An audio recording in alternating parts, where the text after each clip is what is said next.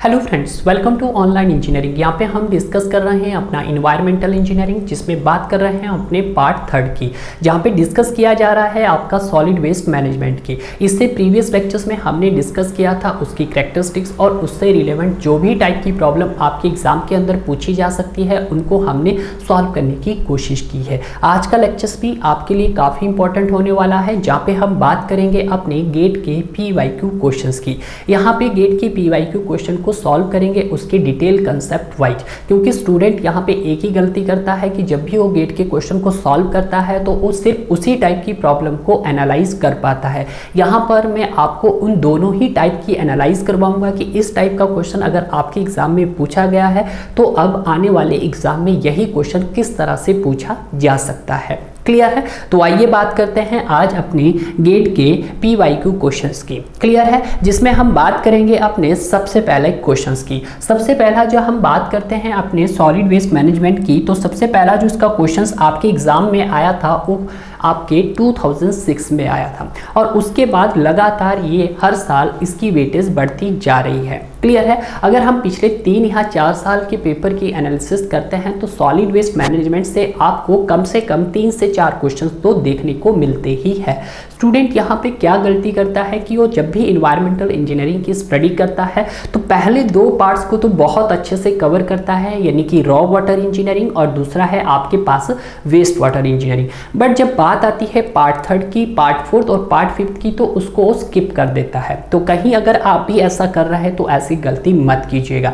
जिस तरह से अपने रॉ वाटर को टाइम दिया है उसी तरह से सॉलिड वेस्ट मैनेजमेंट को भी टाइम दीजिएगा और उसको डिटेल एनालिसिस कीजिएगा। क्लियर है? क्योंकि कभी कभी नहीं, अगर हम 2022 की ही बात करते हैं तो जहां पर गेट के कम से कम 4 से 5 क्वेश्चन आपके सॉलिड वेस्ट मैनेजमेंट से पूछे गए थे। तो ऐसा हो सकता है कि आने वाले टाइम में आपका ना तो रॉ वाटर इंजीनियरिंग से क्वेश्चन पूछा जाए, ना वेस्ट वाटर इंजीनियरिंग से क्वेश्चन पूछा जाए। जितने भी क्वेश्चन हैं वो आपके सारे के सारे क्वेश्चन सॉलिड वेस्ट मैनेजमेंट से भी पूछे जा सकते हैं। तो आप ऐसा मत कीजिएगा, इस पार्ट को भी अच्छे से कवर कीजिएगा। क्लियर है? तो यहाँ पे हमारे पास जो पहला क्वेश्चन है, पहले क्वेश्चन को बड़े ध्यान से पढ़िएगा। क्लियर है? द कंपोजिशन ऑफ, क्या कहा है क्वेश्चन में कि the composition of certain MSW का मतलब है municipal solid waste sample and specific weight of its various components are given below, कि एक MSW दिया गया है और उसमें जो जो कॉम्बिनेशन है कंपोनेंट्स का उनका क्या दिया गया, आपके पास परसेंटेज बाय मास दिया गया है और स्पेसिफिक वेट दिया गया है। स्पेसिफिक वेट को आप डेंसिटी भी बोल सकते हैं। क्लियर है? जिसमें हम कंपोनेंट दिया गया है, आपके पास फूड दिया गया है जिसका परसेंटेज बाय वेट कितना दिया गया है, आपके पास 50% दे दिया गया है। अगर हम उसकी स्पेसिफिक वेट की बात करते हैं तो कितनी दे दी गई है, आपके पास 300 kg/m³ दे दी गई है। उसी तरह से डर्टी और ऐश की बात करते हैं तो इसका परसेंटेज बाय वेट कितना दे दिया है, 30%, यानी कि टोटल वेट का 30% कौन कवर कर रहा है, आपका डर्टी और ऐश कवर कर रहा है। और उसके बाद अगर इसकी बात करते हैं स्पेसिफिक वेट की तो कितना है आपके पास 500 kg/m³ है। प्लास्टिक की बात करते हैं तो प्लास्टिक टोटल वेट का कितना है, 10% है। स्पेसिफिक वेट कितना दिया गया है, इसका भी 65 दे दिया गया है। क्लियर है? उस तरह से हम लास्ट कंपोनेंट देखते हैं wood and yard waste. Wood and yard waste का जो परसेंटेज बाय मास दिया गया है वो आपके पास 10 दिया गया है और स्पेसिफिक वेट दे दिया गया है वो आपके पास 125 दे दिया गया है। ये तो आपके पास एक इंडिविजुअल कंपोनेंट्स का परसेंटेज बाय मास दे दिया गया है और उनकी डेंसिटी दे दी गई है। क्वेश्चन ने क्या पूछा है, अब ये देखिएगा, आपको निकालना है specific weight of MSW of the sample, कि जो भी ये सैंपल है आपका MSW का, उसका स्पेसिफिक वेट क्या होगा, यानी कि उसकी डेंसिटी क्या होने वाली है। क्लियर है? यानी कि यहाँ तो आपको दिया गया है, सबका इंडिविजुअल दिया गया है, उससे आपको कोई लेना नहीं है। आपका लेना है किससे, कि टोटल की डेंसिटी आपको कैलकुलेट करनी है। क्लियर है? अब देखिएगा, स्टूडेंट यहाँ पे सबसे बड़ी जो गलती करता है, स्टूडेंट क्या करता है, इन दोनों टर्म्स को मल्टीप्लाई करता है, यानी कि 50 × 300 plus 30 × 500 plus 10 × 65 plus 10 × 125 divided by 50 plus 30 plus 10 plus 10। अगर आप भी ऐसा सोच रहे हैं तो बिल्कुल गलत सोच रहे हैं, क्योंकि यहाँ पे जो कंसेप्ट लगेगा वो बिल्कुल सिंपल लगेगा। डेंसिटी का कंसेप्ट लगेगा कि डेंसिटी क्या होती है या स्पेसिफिक वेट क्या होता है, मास अपॉन वॉल्यूम होता है या वेट अपॉन वॉल्यूम होता है। क्लियर है? तो यही चीज आपको यहाँ पे देखनी है। क्लियर है? अब बारी यहां पे ये आती है कि सर सेकंड टाइप का ये क्वेश्चन किस तरह से एग्जाम के अंदर पूछा जा सकता है। यहां पे बिल्कुल सेम रहेगा कि the composition of the certain MSW sample and specific weights are given below, which of the components are biodegradables and non-biodegradables। Simple ये पूछा जाएगा कि इनमें से कि जो भी आपके पास ये कंपोनेंट्स दे दिए गए हैं, इनमें से कौन से कंपोनेंट्स आपके पास बायोडिग्रेडेबल है और कौन से कंपोनेंट्स आपके पास नॉन बायोडिग्रेडेबल है। बायोडिग्रेडेबल का मतलब वो होते हैं कि जो आपके डिकम्पोज्ड हो जाते हैं। नॉन बायोडिग्रेडेबल ऑर्गेनिक मैटर वो ऑर्गेनिक मैटर होते हैं जो आपके डिकम्पोज्ड नहीं होते हैं। एग्जाम्पल देख लीजिएगा, जिससे नॉन बायोडिग्रेडेबल का एग्जाम्पल आपका टिन हो गया, आपका लेदर हो गया, आपका प्लास्टिक हो गया, आपका ग्लास हो गया। ये क्या होते हैं? आपके डिकम्पोज नहीं होते हैं। क्लियर है? बट जब हम बायोडिग्रेडेबल की बात करते हैं तो बायोडिग्रेडेबल में वो ऑर्गेनिक मटेरियल आते हैं, जैसे आपका वुड हो गया, क्लियर है, आपका गार्डनिंग ट्रिमिंग होगी, क्लियर है, आपके जैसे पेपर हो गया, ये सब क्या है आपके पास? बायोडिग्रेडेबल्स है। क्लियर है? तो इस तरह से क्वेश्चंस भी आपको एग्जाम के अंदर पूछा जा सकता है। क्लियर है? तो सबसे पहले अगर हम चीज़ों को जाने तो आप सभी को ही पता होता है कि सर नॉर्मल में हम देखते हैं सॉल्यूशन, हम स्टार्ट करते हैं अपना सॉल्यूशन में हमें क्या देखना है? डेंसिटी। डेंसिटी को आप क्या नाम बोल सकते हो? एक स्पेसिफिक वेट भी बोल सकते हैं, तो यहाँ पे मैं इसको डेंसिटी भी बोल सकता हूँ। क्लियर है? तो देखिएगा सॉल्यूशन में अगर हम बात करते हैं कि सर डेंसिटी क्या होती है, नॉर्मल में डेंसिटी होती है आपके पास that is mass upon volume होती है। क्या होती है सर? मास अपॉन वॉल्यूम। और लिख सकते हैं इसको वेट अपॉन वॉल्यूम। क्या लिख सकते हैं? That is weight upon volume लिख सकते हैं। क्लियर है? ये चीज आपको ध्यान रखनी है। बट ये तो आपकी नॉर्मल है, बट आज किसकी डेंसिटी निकालनी है? आपको MSW की डेंसिटी निकालनी है। तो आपको देखना है डेंसिटी को किससे डिनोट करते हैं सर? रो से डिनोट करते हैं। तो किसकी डेंसिटी देखनी है आपको? MSW की देखनी है। तो ये क्या हो जाएगा आपके पास? दैट इज वेट से रिप्रेजेंट कर रहा हूं मैं, वेट ऑफ MSW। ये हो जाएगा weight of MSW divided by volume of MSW, volume of MSW ये हो जाएगा। क्लियर है? तो यहाँ पे ये चीज आपको यहाँ पे निकालनी है। तो यहाँ पे क्या दिया गया? वेट ऑफ MSW के कंपोनेंट्स दिए गए हैं। आपने सारे के सारे कंपोनेंट्स की क्या निकाल लेनी है?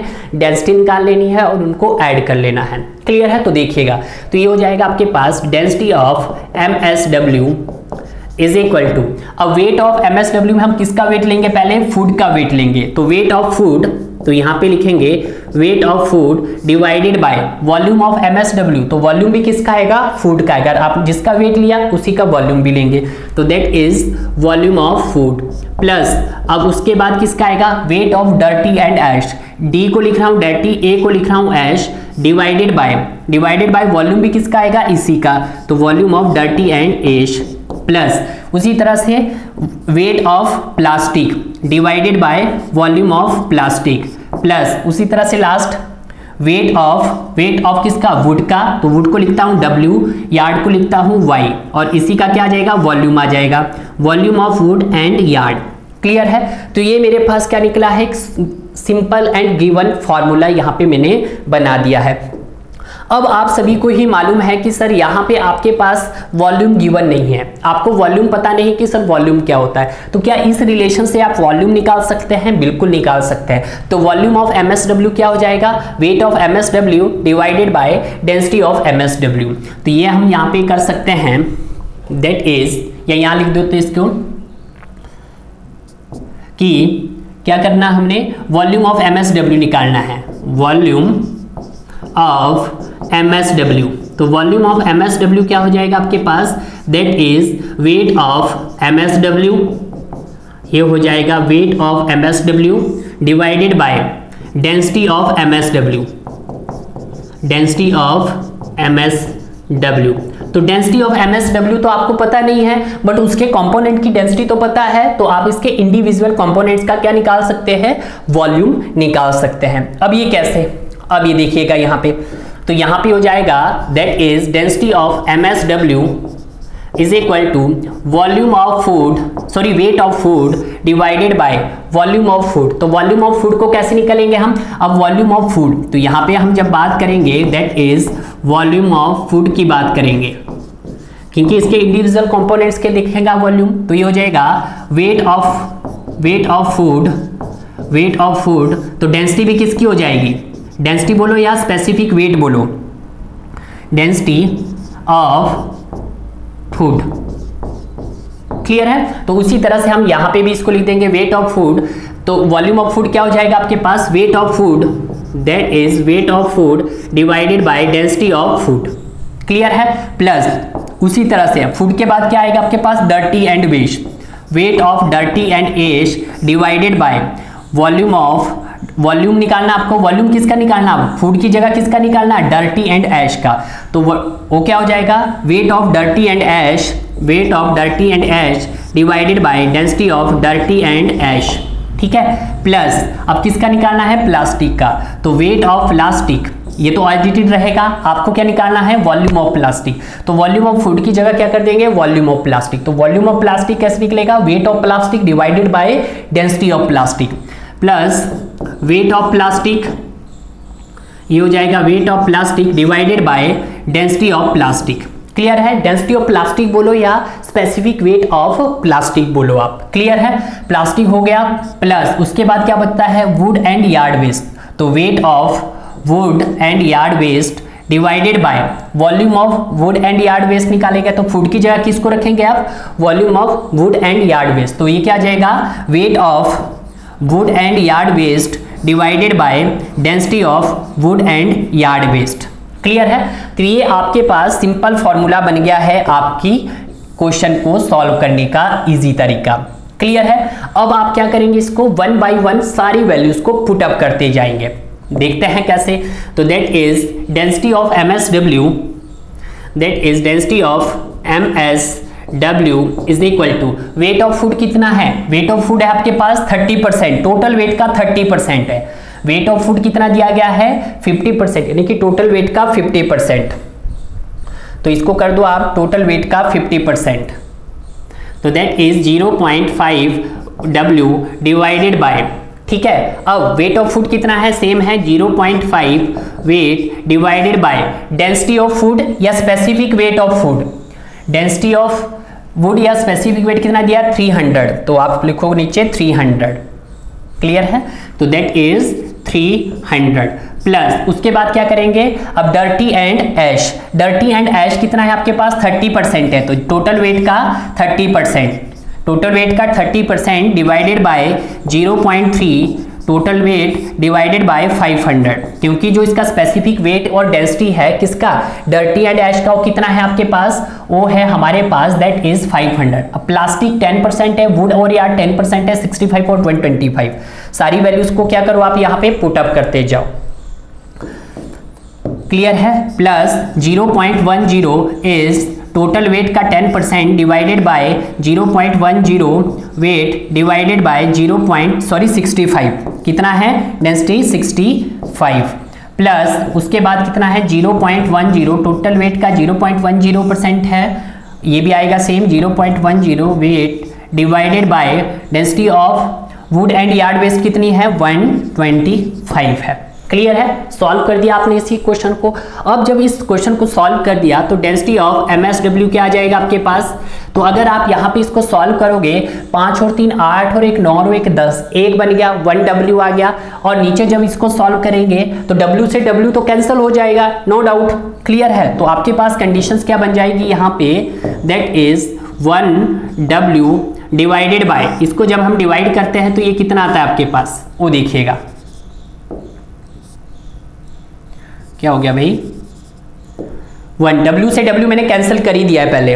अब हम इस टर्म को सॉल्व करते हैं 0.5 ये वाली, तो that is 0.5 W by 300 plus आपका 0.30 डिवाइडेड बाय 500 प्लस इसके बाद 0.10 divided by 65, okay, plus 0.10 divided by 125, तो ये कितना आ रहा है आपके पास, ये आ रहा है 4.605 इंटू 10 डेज की पावर -3, तो यहाँ पे आ जाएगा आपके पास दैट इज 4.605 इंटू 10 डेज की पावर -3। W से W कैंसिल हो गया। अब इसको सॉल्व करते हैं। 1 डिवाइडेड बाय 4.605 इंटू 10 डेज की पावर -3, तो यहाँ से कितना आ रहा है आपके पास 217। तो इसको और सॉल्व करना चाहेंगे आप तो इसको मैं लिख सकता हूँ 1/0.00406, आपको इजी हो जाएगा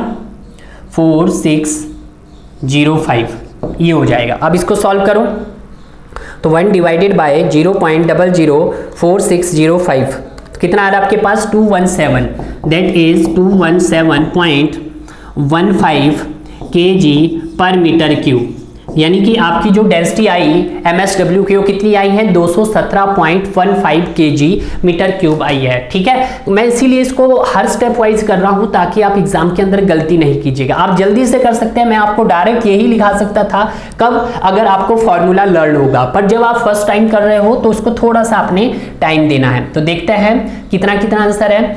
319 नहीं हो सकता है, 209 नहीं हो सकता है, 199 नहीं हो सकता है, तो कितना आंसर है आपके पास? आपके पास आंसर है 217.15, तो एग्जैक्ट कितना आ रहा है? B is the right answer. तो यहां से आपका आंसर आ गया है दैट इज बॉम्बे। क्लियर है? तो कुछ इस क्वेश्चन में कोई प्रॉब्लम थी? इसी टाइप की प्रॉब्लम मैंने आपको ऑलरेडी करवाई भी है जब मैंने अपना प्रैक्टिस सेशन वहां पे सॉल्व करवाया है आपको। क्लियर है? This is the first question is 2006। Clear है? अब बात करते हैं हम अपने सेकंड क्वेश्चंस की। सेकंड क्वेश्चंस में क्या कहा गया है, बड़े ध्यान से देखिएगा। ये क्वेश्चंस अक्सर आजकल बहुत ज्यादा पूछे जाने लग गए हैं आपके गेट एग्जाम के अंदर। क्लियर है? क्वेश्चन को ध्यान दीजिएगा कि आपके पास 50 ग्राम ऑफ कार्बन डाइऑक्साइड है, 25 ग्राम मीथेन है, are produce from the decomposition of municipal solid waste with the formula weight of 120 gram, जिसका फॉर्मूला वेट कितना दिया गया है? 120 ग्राम दिया गया है। What is the average per capita green house gas production in A city? आपको निकालना है कि what is the average capita green house gas production in the city, कि एक आदमी की कितनी प्रोडक्शन होगी, एक आदमी कितना ग्रीन हाउस गैस प्रोडक्शन करता है। ठीक है, कब? इन ए सिटी, जब वहां पे 1 million peoples with a MSW production of 500 ton per day, यानी कि पर डे कैपिटा का क्या निकालना आपको? ग्रीन हाउस प्रोडक्शन निकालना है, और उसी के कंपैरिजन में आपको टोटल 500 टन पर डे का निकालना है। ठीक है, ये चीज आपके लिए काफी इंपॉर्टेंट है। तो यहां पे ध्यान दीजिएगा कि इस क्वेश्चंस के अंदर क्या पूछा गया है।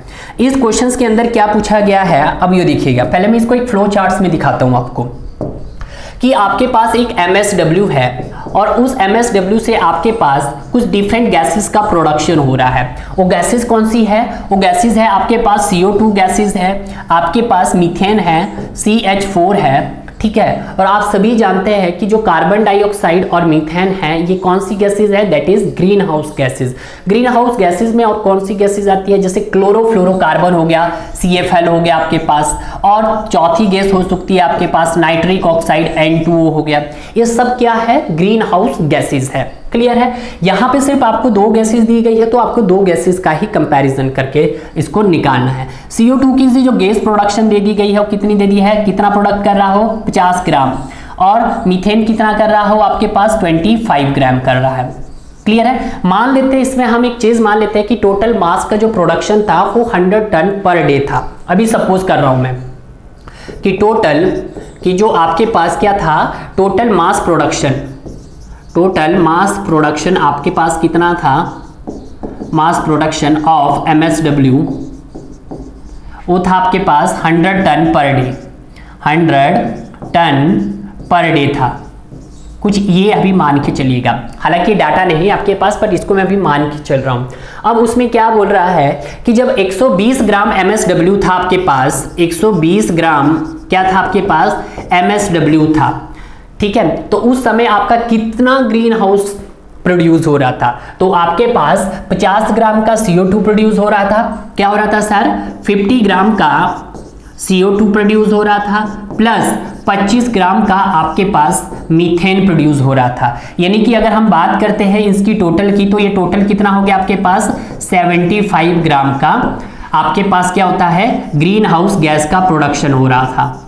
ग्रीन हाउस गैस का क्या हो रहा था आपके पास? प्रोडक्शन हो रहा था।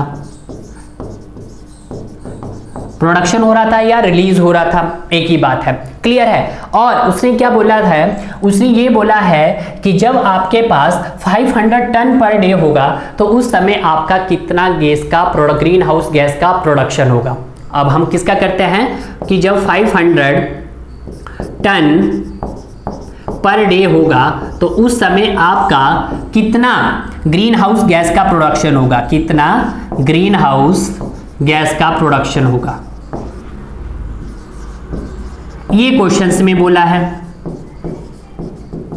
ये 100 टन, अगर आप इसको अभी भूल जाइए, ये तो मैंने सपोज किया है कि मान लेते हैं 100 टन पर डे हो रहा है, तो उसके हिसाब से 120 ग्राम MSW ने कितना ग्रीन हाउस का प्रोडक्शन किया है? 75 ग्राम का ग्रीन हाउस का प्रोडक्शन किया है। और जब आपके पास 500 टन पर डे का MSW आ रहा है तो उस समय कितना ग्रीन हाउस गैस का प्रोडक्शन होगा। तो इसको भी आप क्या कर सकते हो? कैलकुलेट कर सकते हो। तो कैलकुलेट करेंगे जब हम इसको, तो that is 75 divided by 120 into 500, तो इतने का आपके पास ग्रीन हाउस गैस का प्रोडक्शन होगा। तो सॉल्व करते हैं इसको।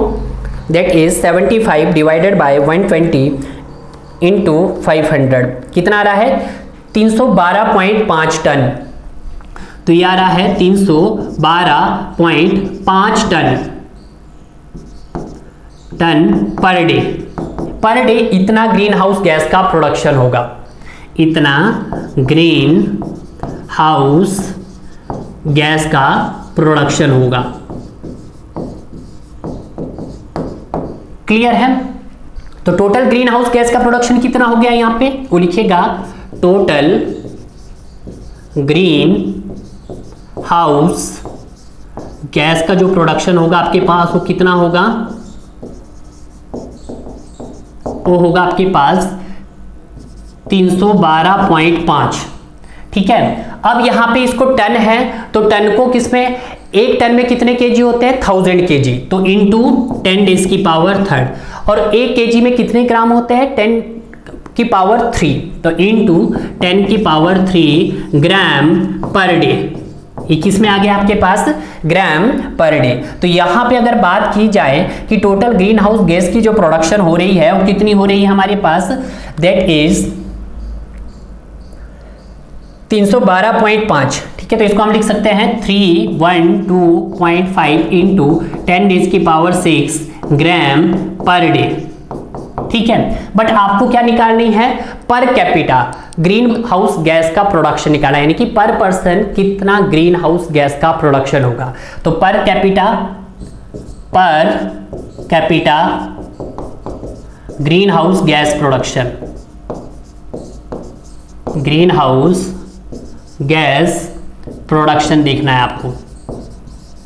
तो ये क्या हो जाएगा आपके पास? वो हो जाएगा total green house gas production divided by number of persons, यानी कि कितने आदमी इस सिटी के अंदर रह रहे हैं। तो हम लिख सकते हैं total green house gas production, total green house gas production. हाँ, याद रखना जब भी आप पर कैपिटा निकाल रहे हो तो total green house gas production को आपको किससे डिवाइड करना पड़ेगा? पर पर्सन से डिवाइड करना पड़ेगा। किससे? पर पर्सन। तो आपको किससे डिवाइड करना पड़ेगा? Person of the city, person से डिवाइड करना पड़ेगा। क्लियर है? तो पर्सन कितने दिए गए हैं ये भी देखिएगा आप। पर्सन आपके पास दिए गए हैं 1 million people. 1 million people means 10 days की पावर 6। ठीक है, 1 मिलियन आपके पास यहाँ पे दे दिए गए हैं। तो टोटल ग्रीन हाउस गैस का प्रोडक्शन जो हमारे पास हो रहा है 312.5 इंटू 10 डेज की power 6 gram per day divided by 1 million person है, तो 1 मिलियन पर्सन 10 डेज की पावर 6, तो 10 डेज की पावर 6 है, 10 डेज की पावर 6 कैंसिल, तो आंसर क्या होगा 312.5 ग्राम पर डे।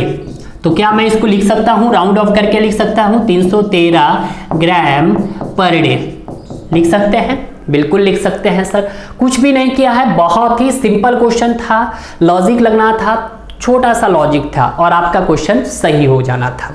क्लियर है? क्या किया हमने कि जब 120 ग्राम का MSW था तो 75 ग्राम का ग्रीन हाउस गैस का प्रोडक्शन हो रहा था। तो जब 500 टन का प्रोडक्शन होगा तो कितना ग्रीन हाउस प्रोड्यूस होगा, तो आपके पास 312.5 टन पर डे का ग्रीन हाउस का प्रोडक्शन होगा। क्लियर है? तो टोटल ग्रीन हाउस गैस का प्रोडक्शन कितना हुआ ग्राम में, 312.5 इंटू 10 डेज की पावर 6 ग्राम पर डे हुआ है। तो per capita green house gas production कितना होगा, total green house gas production divided by person, तो पर्सन कितने थे, 1 मिलियन थे। क्लियर है? तो यही क्वेश्चंस के अंदर क्या किया था, पूछा गया था कि आपको बताना है कि per capita green house gas production कितनी होगी जब वहां पे उस सिटी की पॉपुलेशन 1 मिलियन है। क्लियर है? तो उस समय 104 ग्राम पर डे होगा। नो सर, ये भी नहीं होगा। क्या सर 120 ग्राम पर डे होगा? नहीं होगा सर। 208 नहीं होगा। तो राइट आंसर क्या हो जाएगा सर हमारा, राइट आंसर यहाँ पे हो जाएगा दैट इज डी, यानी कि 313 ग्राम पर डे हो जाएगा। थोड़ा सा क्वेश्चन लेंथी है, टाइम लगेगा, इतनी जल्दी क्वेश्चन को पिक मत करना आपने, ठीक है, प्रैक्टिस करना इसी तरह से, तो आप क्वेश्चन को इजीली सॉल्व कर दोगे। क्लियर है? तो आइए बात करते हैं हम अपने नेक्स्ट क्वेश्चन की। नेक्स्ट क्वेश्चन आपका 2008 के क्वेश्चंस पूछा गया था कि 2 biodegradable components of municipal solid waste, कि इसमें आपके पास 2 बायोडिग्रेडेबल बताने हैं जो म्युनिसिपल सॉलिड वेस्ट है। तो मैंने आपको पहले ही बताया था कि आपके पास जो भी ऑर्गेनिक मैटर्स होते हैं वो 2 टाइप के होते हैं, बायोडिग्रेडेबल ऑर्गेनिक मैटर होता है और नॉन बायोडिग्रेडेबल ऑर्गेनिक मैटर होता है। बायोडिग्रेडेबल ऑर्गेनिक मैटर वो होता है जिनका डिकम्पोजिशन रेट फास्ट होता है। क्लियर? देख लेते हैं, लिख लेते हैं, ठीक है। यहाँ पे देखिएगा कि सर ऑर्गेनिक मैटर आपके पास 2 टाइप के होते हैं, बायोडिग्रेडेबल ऑर्गेनिक मैटर जिसको बूम बोलते हैं, और दूसरा होता है नॉन बायोडिग्रेडेबल ऑर्गेनिक मैटर, ठीक है। या हम कह सकते हैं इसको ऑर्गेनिक मैटर है, ये इनऑर्गेनिक मैटर है। अगर हम बायोडिग्रेडेबल ऑर्गेनिक मैटर का बात करते हैं, इनका जो डिकम्पोजिशन रेट होता है, डिकम्पोजिशन जो रेट होता है वो क्या होता है, फास्ट होता है, ठीक है। और जो इनका डिकम्पोजिशन रेट होता है, इनका जो डिकम्पोजिशन रेट होता है वो क्या होता है, स्लो होता है, ठीक है। ये आपको बेसिक से टर्म याद रखना, ज़्यादा आपको इसको में लर्न करना भी नहीं है। क्लियर है? अब ध्यान दीजिएगा, जो आपके पास बायोडिग्रेडेबल ऑर्गेनिक मैटर होता है इसको डिटरमाइन करते हैं आप in the term of BOD, ठीक है। इसको डिटरमाइन किया जाता है in the term of BOD, in the term of BOD. Clear है? और जो आपके पास नॉन बायोडिग्रेडेबल ऑर्गेनिक मैटर होते हैं इनको जो डिटरमाइन किया जाता है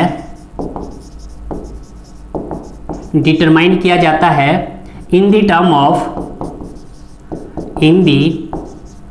of COD, chemical oxygen demand, and theoretical THOD, theoretical oxygen demand. Clear है? ये चीजें आपको हमेशा ध्यान में रखनी है।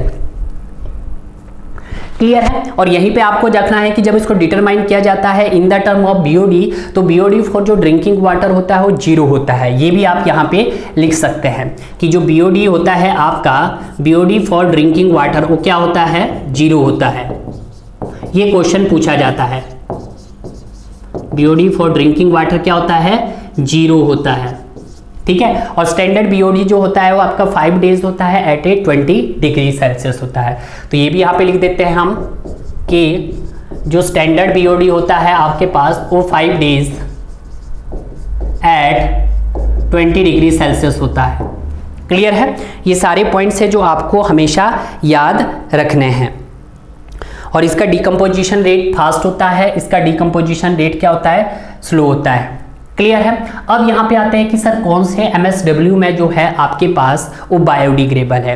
बायोडिग्रेबल का मतलब जो डिकम्पोज हो जाते हैं, कंप्लीटली डिकम्पोजिशन हो जाता है।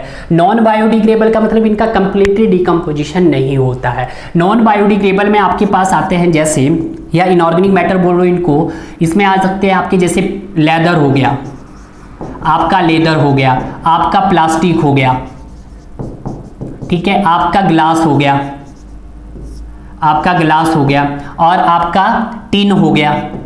ये सब क्या है आपके पास नॉन बायोडिग्रेबल है, जिनका डिकम्पोजिशन होना पॉसिबल नहीं है।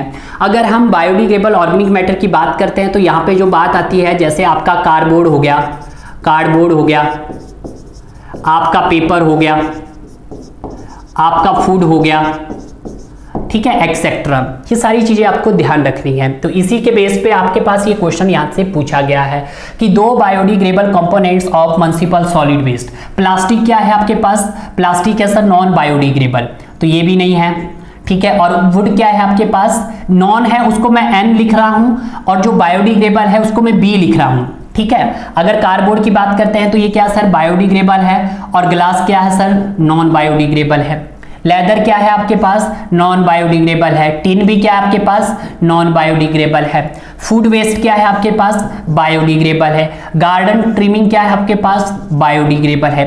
गार्डन ट्रिमिंग क्या होती है, जो भी हम गार्डन में जो उनके पेड़ पौधों की पत्तियां जो काटते हैं और उनको इकट्ठा करते हैं, उसके बाद उसका प्रॉपर्ली क्या हो जाता है, डिकम्पोजिशन हो जाता है, तो उसी को क्या बोलते हैं हम, गार्डन ट्रिमिंग बोलते हैं। क्लियर है। तो ये सारी चीजें आपको यहाँ पे ध्यान रखनी है।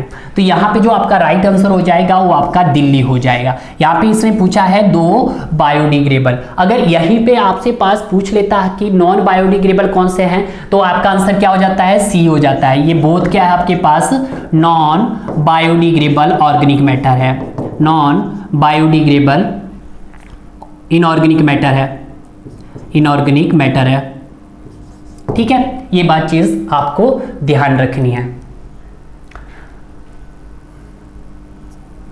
क्लियर है। अब चलते हैं हम अपने नेक्स्ट क्वेश्चन की तरफ। नेक्स्ट क्वेश्चन में क्या है, ये क्वेश्चन भी बहुत अच्छा है। हालांकि जब आप इस क्वेश्चन को सॉल्व करते हो तो स्टूडेंट बहुत सारी गलती करता है, स्टूडेंट इस चीज को रटता है, तो आप नहीं रटोगे आज से, ठीक है। एक कोस्टल सिटी है produce the municipal solid waste, कि एक आपके पास कोस्टल एरिया दे दिया गया है जहां पे जो आपका म्युनिसिपल सॉलिड वेस्ट प्रोड्यूस हो रहा है उसका क्या है सर, उसकी हाई मॉइस्चर कंटेंट है, हाई ऑर्गेनिक मटेरियल है, लो कैलोरीफिक वैल्यू है और लो इनऑर्गेनिक मटेरियल है। The most effective and sustainable option for MSW management that the city. Clear है। देखिएगा आपके पास एक भाई MSW दे दिया गया है। MSW में आपके पास क्या चीजें दी गई है, ये चीजें देखिएगा। इस MSW में आपके पास बोल दिया गया है कि जो सर वाटर कंटेंट है यानी कि मॉइस्चर कंटेंट वो क्या है सर, हाई है, बिल्कुल हाई है। दूसरा क्या दे दिया सर, यहाँ पे दूसरा दे दिया है कि सर जो इसका ऑर्गेनिक मैटर है वो क्या है, वो भी सर हाई है।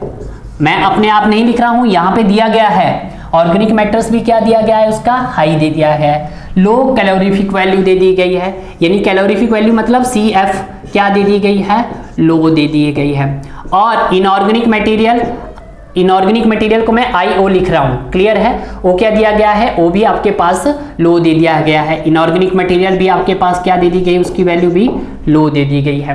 क्लियर है।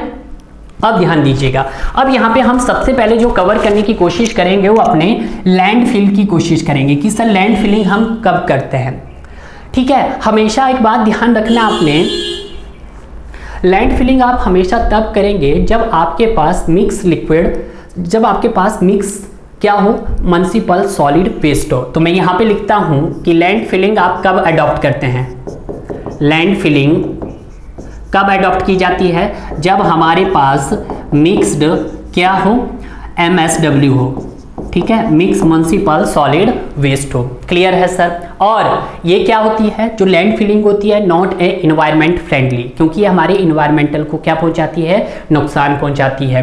तो ये भी लिख ले कि नॉट इन्वायरमेंटल फ्रेंडली, ये क्या होती है, इन्वायरमेंटल फ्रेंडली भी नहीं होती है, ठीक है। ये चीज़ ध्यान रखना आपके पास। तीसरा क्या हो गया यहाँ पे, तीसरा हो सकता है कि जो ये क्या रहता है हमारे पास, इसकी जो हमारे पास डेंसिटी होती है वो क्या होती है, हाई होती है। इसकी जो डेंसिटी होती है भाई वो क्या होती है, हाई होती है। ये पॉइंट्स हैं जो अगर आपको एग्जाम में आ जाए तो आप क्लियर करना। क्लियर है। लैंड फिलिंग के बाद हम बात करते हैं किसकी, अब बात करते हैं इंसिनरेशन की। इंसिनरेशन क्या होता है कि जो भी आपका सॉलिड वेस्ट होता है उसको आप बर्न करते हैं ऑक्सीजन की प्रेजेंस में। क्लियर है, तो ये भी हम लिखते हैं नेक्स्ट यहाँ पे लिख देते हैं इंसिनरेशन। इंसिनरेशन क्या होता है आपके पास, ये ध्यान दीजिएगा। इसमें क्या होता है कि जो आपका MSW होता है, municipal solid waste are burning in the presence of oxygen. In the presence of oxygen की प्रेजेंस में क्या करते हैं, इसको हम बर्न किया जाता है। क्लियर है। अब क्या होता है ये कि जो इसमें जो आपका सॉलिड वेस्ट होना चाहिए वो कैसा होना चाहिए, ड्राई होना चाहिए। ठीक है। सेकंड पॉइंट कि जो भी आपका MSW होना चाहिए वो कैसा होना चाहिए, वो ड्राई फॉर्म में होना चाहिए। Dry form means low moisture content होना चाहिए, लो MC होना चाहिए। क्लियर है। और जब वो बर्न करेंगे तो उसकी कैलोरीफिक वैल्यू क्या होनी चाहिए, हाई होनी चाहिए। हाई क्या होना चाहिए, कैलोरीफिक वैल्यू, CF लिख रहा हूँ। उसके बाद क्या होना चाहिए कि जो इनऑर्गेनिक मटेरियल होगा वो क्या होना चाहिए, लो होना चाहिए। इनऑर्गेनिक मटेरियल क्या होना चाहिए, लो होना चाहिए।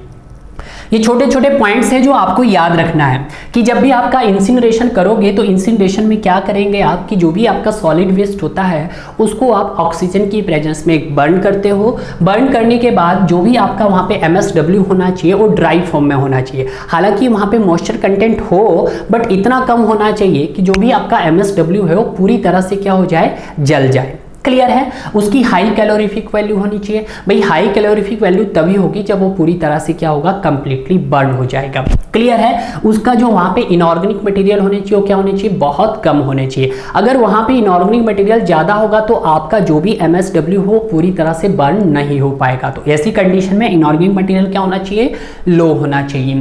तो इसका आंसर अभी ना तो मुझे ये मिला और ना ही मुझे ये मिला है। अब आता है डंपिंग इन सी। अगर डंपिंग इन सी की बात करते हैं तो ये भी आपके पास MSW को डिस्पोज करने का एक मेथड है, but nowadays it is absolute. आज के दिन में इसका यूज नहीं करते हैं। क्या कारण है, क्योंकि जब भी हम इसमें अपना MSW को डंप करते हैं तो इसके सी शोर के साइड्स के अंदर यानी कि सी के किनारों के अंदर क्या हो जाता है, आपका MSW इकट्ठा हो जाता है। और जब वहाँ पे हम नेविगेशन प्रोसेस चालू करते हैं तो उस कंडीशन में वहाँ पे आपको क्या करती है, दिक्कत का सामना करना पड़ता है। बट इसको आप भूल जाओ, nowadays it is not use, it is not a environment friendly. Clear है। तो आप यहाँ पे ये भी लिख सकते हैं, इसको भी मैं लिख देता हूँ। जब हमने सबको लिखा है तो सभी लिख देते हैं। दैट इज डंपिंग, क्या बोल रहा है ये, डंपिंग इन सी।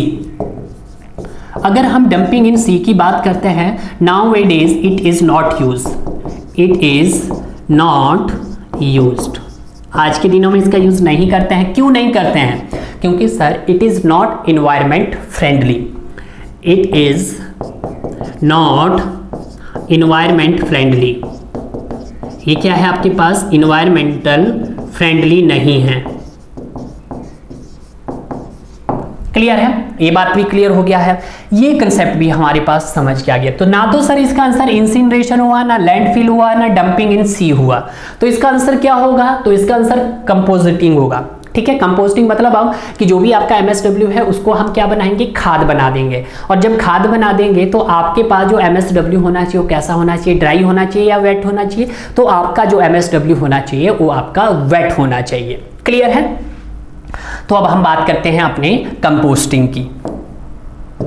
नेक्स्ट आ जाता है इसमें, दैट इज कंपोस्टिंग।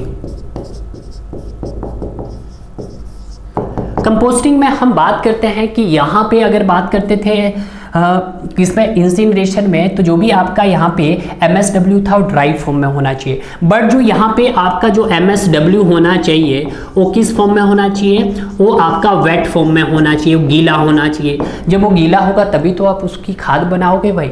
क्लियर है। और जब खाद बनाओगे उसको आप जलाओगे नहीं, ठीक है। ये पॉइंट्स क्लियर हो गया है कि MSW कैसा होना चाहिए सर, वेट फॉर्म में होना चाहिए, ठीक है। यानी कि वेट फॉर्म का मतलब यहां से क्या इंक्लूड निकल के आता है कि जो आपका वाटर कंटेंट या मॉइस्चर कंटेंट होना चाहिए वो क्या होना चाहिए, हाई होना चाहिए, ठीक है। और जो वहां पे ऑर्गेनिक मटेरियल और इनऑर्गेनिक मटेरियल है वो कैसा होना चाहिए, जो आपका ऑर्गेनिक मटेरियल है वो हाई होना चाहिए और इनऑर्गेनिक मटेरियल लो होना चाहिए। तो जो आपका ऑर्गेनिक मटेरियल मतलब OM क्या होना चाहिए, हाई होना चाहिए, और इनऑर्गेनिक मटेरियल IM क्या होना चाहिए, लो होना चाहिए। और कैलोरीफिक वैल्यू क्या होनी चाहिए, लो होनी चाहिए, हाई होनी चाहिए। उसको जला नहीं रहे हम, जब उसको जला नहीं रहे तो उसकी कैलोरीफिक वैल्यू क्या होनी चाहिए, लो होनी चाहिए। तो दैट इज CF क्या होना चाहिए, उसका कैलोरीफिक वैल्यू CF क्या होना चाहिए, लो होनी चाहिए। तो देखो जरा कैसा था आपका MSW का सैंपल था कि water content high, water content high था, ऑर्गेनिक मटेरियल हाई होने चाहिए, ठीक है। उसके बाद CF कैलोरीफिक वैल्यू लो होनी चाहिए और इनऑर्गेनिक मटेरियल भी लो होना चाहिए। तो आपका आंसर क्या आ गया है, इस टाइप में आपका आंसर बन गया है यहाँ पर, दैट इज कंपोस्टिंग। क्लियर है। तो इस तरह से अप्रोच बनाइएगा ताकि आप किसी भी एग्जाम की तैयारी कर रहे हो तो आपका कोई भी क्वेश्चन गलत नहीं होने वाला होगा डियर। तो राइट आंसर इज अंबाला। तो इस क्वेश्चन का हमारे पास आंसर हो गया है, दैट इज अंबाला। क्लियर है। अब मूव करते हैं हम अपने नेक्स्ट क्वेश्चन की तरफ। नेक्स्ट क्वेश्चन है थोड़ा सा कन्वेंशनल टाइप का क्वेश्चन है, घबराना मत आपको। क्लियर है। क्वेश्चन को जरा ध्यान से पढ़िएगा। A landfill is to be design, कि आपको एक लैंडफिल को डिजाइन करना है।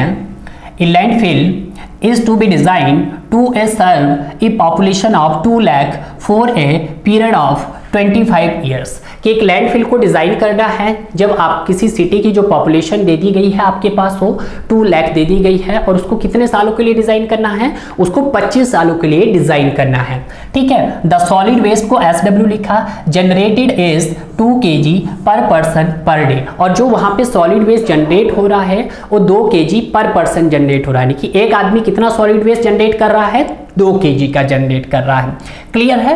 The density of the uncompacted solid waste is 100 kg per metre cube, और जो डेंसिटी दे दी गई है आपके पास अनकम्पैक्टेड सॉलिड वेस्ट की 100 kg दे दी गई है, उसको कंपैक्ट नहीं किया गया है, अनकम्पैक्ट की दी गई है 100 kg per metre cube, and compaction ratio दिया गया है आपके पास 4 दे दिया गया है। क्लियर है। Suggested the ratio of compacted fill क्या है यहाँ पे, कंपैक्टेड फिल है, it is the combination of solid waste plus cover to compacted solid waste is 1.5। The landfill volume in million metre cube required is. Clear है। 2015 में 2 marks का question है, बहुत अच्छे से समझिएगा। यही एक कन्वेंशनल टाइप की प्रॉब्लम भी आपकी सेमेस्टर लेवल में बनती थी, और यही क्वेश्चंस आपके गेट के एग्जाम में भी देखा जा रहा है। क्लियर है। तो आइए देखते हैं क्वेश्चंस को किस तरह से हम यहाँ पे हैंडल करने की कोशिश करते हैं। तो सॉल्यूशन हमारा रेडी है, देखिएगा। सॉल्यूशंस में सबसे पहले क्या दे दी गई आपके पास, पॉपुलेशन दे दी गई है, कितनी दे दी गई है, 2 लाख पॉपुलेशन दे दी गई, 2 लाख ही दी गई है भाई, देखिएगा 1 2 3 4 5, यस 2 लाख ही दे दी गई है। क्लियर है। उसके बाद आपके पास टाइम पीरियड दे दिया गया है, टाइम पीरियड आपके पास कितना दे दिया गया है, 25 ईयर्स दे दिया गया। उसके बाद आपके पास सॉलिड वेस्ट दे दिया है, पर पर्सन कितना जनरेट हो रहा है, वो आपके पास 2 kg पर पर्सन पर डे हो रहा है, ठीक है। आप ये चीज ध्यान में रख सकते हैं। क्लियर है। तो टोटल MSW का प्रोडक्शन कितना हुआ, तो हम लिख सकते हैं टोटल MSW का प्रोडक्शन कितना हो रहा है आपके पास, तो ये हो जाएगा आपके पास population into solid waste generated is per person, तो ये हो जाएगा आपके पास पॉपुलेशन कितनी है, 2 लाख, 1 2 3 4 5 इनटू कितना जनरेट हो रहा है, 2 kg पर पर्सन पर डे हो रहा है, ठीक है। ये बात याद रखना। इसको आप सॉल्व करोगे तो यहां से कितना आ गया, 40 लाख, कितना आ गया है, 40 लाख,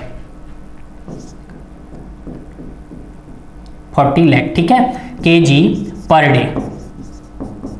क्लियर है। ये बात आपको क्लियर होनी चाहिए अच्छे से। अब यहाँ पे क्या निकालना हमने, अब यहाँ से हम देखेंगे total MS production for 25 years कि 25 सालों में कितना प्रोडक्शन होगा। तो 25 सालों को प्रोडक्शन के लिए आपको क्या करना पड़ेगा, 25 से मल्टीप्लाई करना पड़ेगा इंटू ईयर से मल्टीप्लाई करना पड़ेगा 365। क्लियर है। तो टोटल, फिर लिखता हूं मैं, total MSW production, okay 4 lakh होगा ना, 40 लाख नहीं होगा भाई, 4 लाख होगा, ठीक है, दैट इज 4 लाख क्योंकि 2 है। क्लियर है। तो टोटल MSW प्रोडक्शन कितना हुआ आपके पास, दैट इज कितना हुआ, 4 लाख 1 2 3 4 5 इंटू 25 सालों के लिए इंटू 365 ईयर। एक साल में कितने डेज होते हैं, 365। तो सॉल्व करके देखते हैं जरा इसको, कितना आता है आपके पास। तो ये सॉल्व करके आएगा आपके पास 4 इंटू 10 डेज की पावर 5 इंटू कितना आ जाएगा आपके पास 25 इंटू 365। तो यहाँ से कितना आया आपके पास, दैट इज 580, यही आ रहा है भाई, कुछ गलत आ रहा है, 365 कितना आ रहा है ये 1 2 3 4 5 6 7 8 9। तो मैं इसको लिख देता हूँ, दैट इज 3.65 इंटू 10 डेज की पावर 9 kg। इतना kg क्या हो रहा है आपके पास, टोटल MSW का प्रोडक्शन हो रहा है। ठीक है। अब क्वेश्चन में क्या दे दिया गया आपके पास, density of uncompacted solid waste. तो हम लिखेंगे density of uncompacted solid waste WSW कितनी दे दी है, 100 kg पर मीटर क्यूब दे दी है, 100 kg पर मीटर क्यूब दे दी है। क्लियर है। तो आप क्या निकाल सकते हैं यहाँ से, तो यहाँ से निकाल सकते हैं हमारे पास वॉल्यूम बिफोर कंपैक्शन निकाल सकते हैं, क्योंकि आपके पास यहाँ पे कंपैक्शन रेशो दे दिया गया है। क्या दे दिया गया है, कंपैक्शन रेशो दे दिया गया है। तो यहाँ पे कंपैक्शन रेशो देखिएगा पहले, कंपैक्शन रेशो कितना दे दिया गया है आपके पास, ये दे दिया गया है 4। ठीक है। तो कंपैक्शन रेशो क्या होता है आपके पास, कंपैक्शन रेशो होता है volume before compaction divided by volume after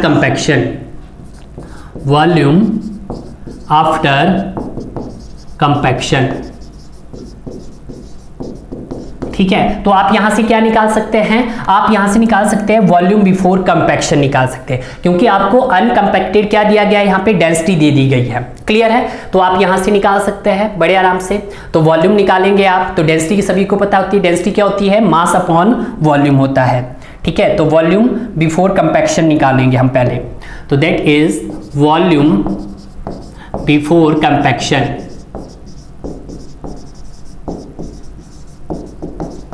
volume before compaction क्या होता है, ये कैसे आया, क्योंकि आप सभी को पता है डेंसिटी ऑफ MSW की डेंसिटी क्या होती है, मास ऑफ MSW या wait of MSW upon volume of MSW।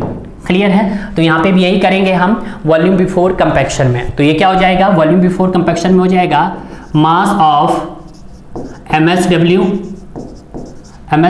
Upon density of MSW। ठीक है। वॉल्यूम बिफोर कंपैक्शन निकला ही है। तो मास ऑफ MSW कितना है आपके पास, तो मास ऑफ MSW आपके पास है 3.65। कितना है, दैट इज 3.65 इंटू 10 डेज की power 9 divided by density of MSW कितना है, 100 kg पर मीटर क्यूब, और ये कितना आ रहा है 3.65 kg। तो यहाँ से kg से kg कैंसिल हो गया है, तो आपके पास कितना आ गया है, मीटर क्यूब, यानी कि वॉल्यूम आ गया है। तो ये कितना आया है 3.65 इंटू 2, ये कैंसिल होगी, ऊपर कितना बचा 10 डेज की पावर 7 मीटर क्यूब बच गया। क्लियर है। वॉल्यूम बिफोर कंपैक्शन आपको पता लग गया है। तो अब आप क्या निकाल सकते हैं, वॉल्यूम आफ्टर कंपैक्शन निकाल सकते हैं। ठीक है। तो वॉल्यूम आफ्टर कंपैक्शन आप कैसे निकालोगे, तो जैसे आप सभी जानते हैं कि सर यहाँ पे कंपैक्शन रेशो क्या होता है, कंपैक्शन रेशो लिख रहा हूं मैं, कंपैक्शन रेशो होता है आपके पास वॉल्यूम बिफोर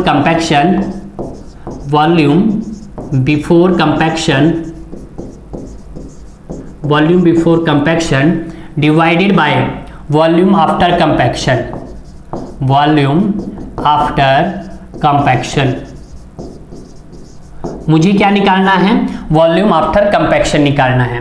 तो that is volume after compaction.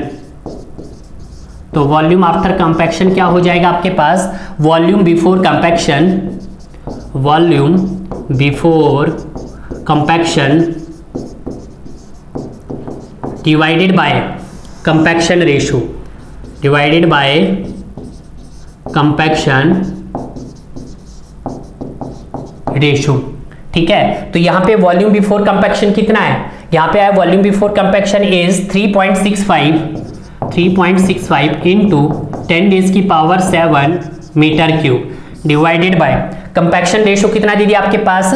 4 दे दिया है। तो मल्टीप्लाई कीजिएगा, इसको डिवाइडेड बाय 4 कीजिएगा, तो यहाँ पे कितना आया आपके पास? दैट इज 9.125 इंटू 10 रेज़ की पावर 6 मीटर क्यूब।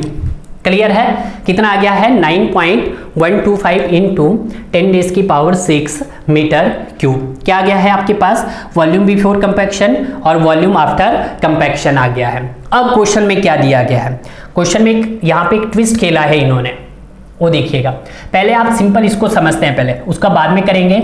आपके पास क्या निकाला है? टोटल MSW का प्रोडक्शन निकाला है, तो कितना है आपके पास? 4 लाख kg पर डे आया। तो 25 सालों में कितना हो जाएगा? तो मल्टीप्लाई बाय 25 इंटू 365, तो कितना हो जाएगा? 3.65 इंटू 10 रेज़ की पावर 9 kg हो जाएगा। क्लियर है? तो density of uncompacted solid waste आपके पास दिया गया है कितना? 100 kg पर मीटर क्यूब। और क्वेश्चन में ये भी दिया था कि कंपैक्शन रेशो क्या दिया हुआ आपके पास? 4 दिया है। और कंपैक्शन रेशो क्या होता है?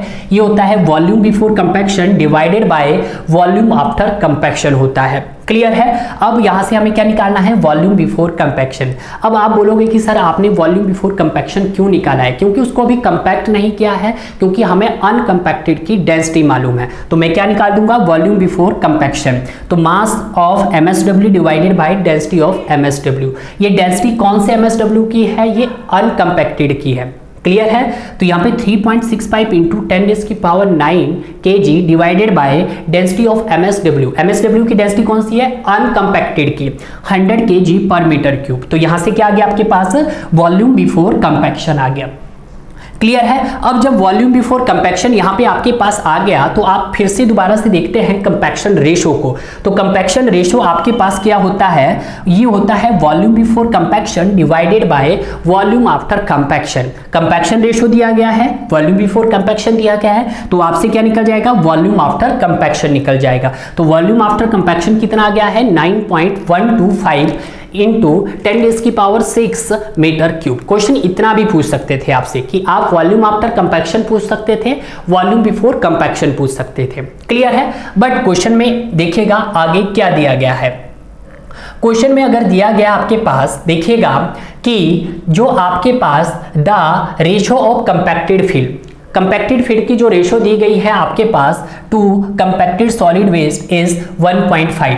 कंपैक्टेड फील्ड क्या है आपके पास? Solid waste plus cover divided by solid waste is 1.5। तो ये भी देखते हैं हम, इसको भी यहां पे हम सॉल्व करने की कोशिश करते हैं। भाई ये क्या दिया है आपके पास कि solid waste plus cover divided by solid waste, ये क्या दिया है कि आपके पास 1.5। तो इसको अगर हम सॉल्व करते हैं तो that is solid waste divided by solid waste plus cover divided by solid waste is 1.5। इसको जब काटेंगे तो ये 1 बन जाएगा, तो 1 plus cover divided by solid waste is 1.5। अब कवर आपका यही का यही रहेगा, cover plus solid waste is 1.5 minus 1, ये 1 उधर जाएगा तो आपके पास कितना आ जाएगा? 0.5 आ जाएगा। क्लियर है? अब आपको क्या निकालना है? कवर निकालना है। तो कवर कैसे निकलेगा? अब ये देखिएगा, तो यहां से हम करेंगे दैट इज कवर क्या हो जाएगा? Solid waste into 0.5। अब आपके पास सॉलिड वेस्ट कितना दिया गया है? आपने यहां लिखा है 9.125 इंटू 10 रेज़ की पावर 6 इंटू 0.5। तो इंटू 0.5 करो, इंटू 0.5 किया, कितना आ रहा है आपके पास? दैट इज 4.5626 2625 इंटू 10 रेज़ की पावर 6। क्लियर है? ये क्या है आपके पास? That is cover. कवर भी क्या रहेगी इसकी यूनिट? वो भी वॉल्यूम की फॉर्म में आएगा, that is metre cube. Clear है? तो टोटल वॉल्यूम क्या हो जाएगा? टोटल वॉल्यूम हो जाएगा सॉलिड वेस्ट प्लस कवर, तो दैट इज टोटल वॉल्यूम। तो टोटल वॉल्यूम क्या हो जाएगा आपके पास? That is solid waste plus cover. अब सॉलिड वेस्ट कितना है आपके पास? सॉलिड वेस्ट है 9.125, कंपैक्टेड वाला लेना आपके, तो दैट इज 9.125 इंटू 10 रेज़ की पावर 6 प्लस कवर कितना है? 4.5625 इंटू 10 रेज़ की पावर 6। क्लियर है? तो 10 रेज़ की पावर 6, 10 रेज़ की पावर 6 तो मैंने एक साइड ले लिया है, तो ये कितना बचा? 9.125 प्लस 4.5625 कितना आ गया आपके पास? 13.6।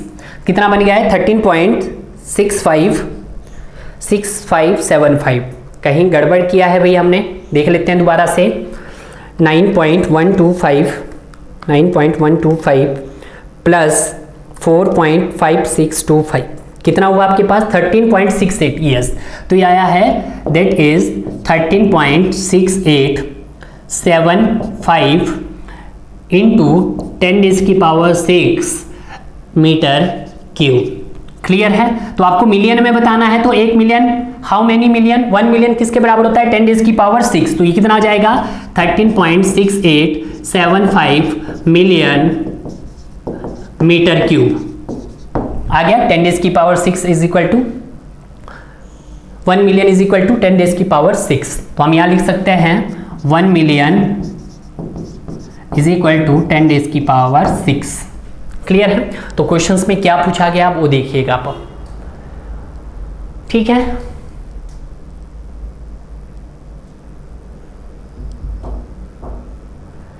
तो क्वेश्चन में आपसे पूछा गया था कि वॉल्यूम निकालना था इन मिलियन में, तो आपके पास मिलियन में कितना आ गया है? यहाँ पे 13.687 मिलियन मीटर क्यूब आपके पास फाइनल वॉल्यूम आ गया है। क्लियर है?